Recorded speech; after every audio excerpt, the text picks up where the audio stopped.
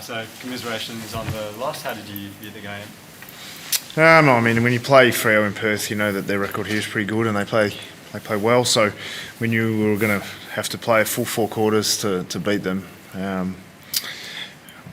only played 3, so we thought we were competed pretty well for the majority of the game, and just couldn't quite get a big enough lead to get as far in front as probably needed to. And then obviously we didn't handle the last quarter very well at all, and weren't able to get it into our front half and didn't handle their pressure well enough, which it's a big cauldron over here, and we just it was too much for us. Yeah, apart from not handling the pressure as well in that last quarter, what else changed in your eyes there?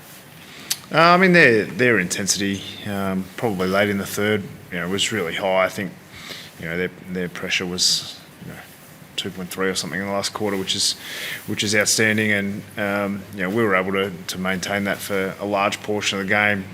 We were 25 contested possessions in front or thereabouts, and they got that sorted out in the last quarter. They beat us in tackles and contested possessions in the last quarter, so we just weren't quite good enough when it mattered.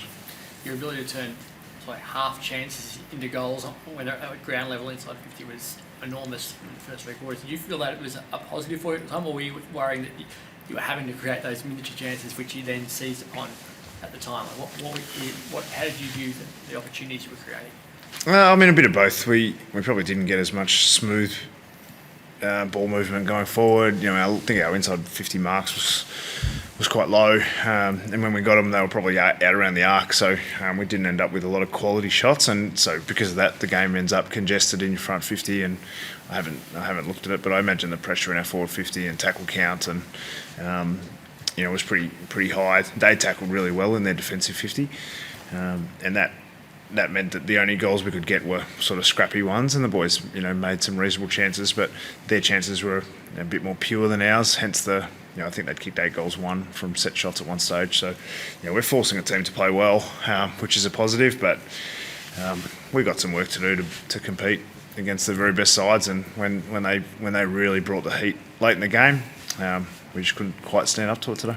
Did it feel to you, Sam, like a finals type game with that intensity and tackling pressure that you've mentioned? Yeah, it did. I mean, it's obviously a great stadium here, and the noise that it creates, and when you're playing really big games, there's this feeling that everything matters so much, and I thought the game had that vibe about it for the majority of the game. It was the score line never got too far either way, and it was one of those games where every moment counted, and there was a few big contests late that they were just a little bit stronger than us. And we understand that at our best we can compete with the best, but as soon as we drop away 5%, we get a lesson, and we got one in the last quarter today. Is that your messaging to your players, that there's a gap between when you're right there contending and when you're just a little bit off?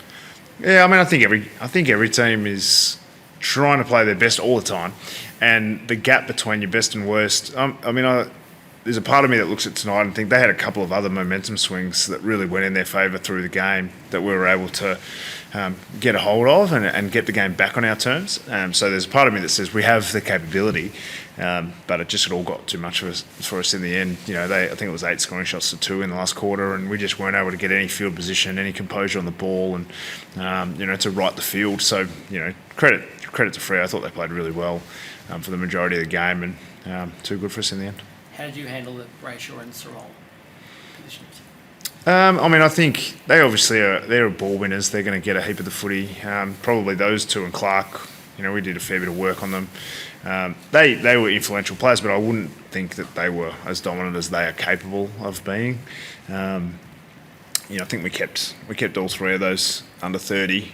I think Clark took 7 kick-ins, so that knocks his numbers back down. But I think if they're getting 40 touches and a heavy in score involvements, that's obviously going to be trouble for you. But their game impact, they were good players, which they always are. But I thought for the majority of the game, until the last quarter, the midfield battle was sort of on our terms. Inside 50s were on our terms, contested possessions on our terms. You consider going to shut down those guys, but you have to give up something, and we thought the game was mostly on our terms for the majority of the game, but not for long enough. Calciadier had some nice moments. What did you make of his return? Yeah, good to get him. Good to get him back. I mean, he gives you an aerial presence, and he competes in the air, and he was able to put a little bit of defensive pressure on. When the ball hit the ground, it's obviously slippery at a couple of different stages through the night, and I think I would have taken that game. First game for a while, and only second game for the season. So if you could have said that we have a 20-odd-year-old key forward in his second game for the season to perform the way he did tonight, I would have taken it. Did you watch Mitch Lewis in the VFL? Yeah. Mitch and Raymond, I thought they both played really well. They obviously kicked 9 goals between them and found a fair bit of the footy. And I think one of them took 12 marks and one of them took 10 or something. So we're going to have a selection quandary during the week, but we'll pick the team that we think can beat Port Adelaide next week. Sam, you pulled the trigger quite early on the sub with Finn. Was there any sort of, I guess, not disappointment that you named him as a sub, but you went with him quite early? Were you thinking maybe you should have started him instead? No, we usually look to make the sub in the early part of the third quarter. I think with Finn's running profile, getting him into the game early to give you a bit of extra running power, especially against a team like Freo, we thought that was going to be important, and he had some good moments. He's one of those players that he's normally what his game adds up to is much better when you watch live.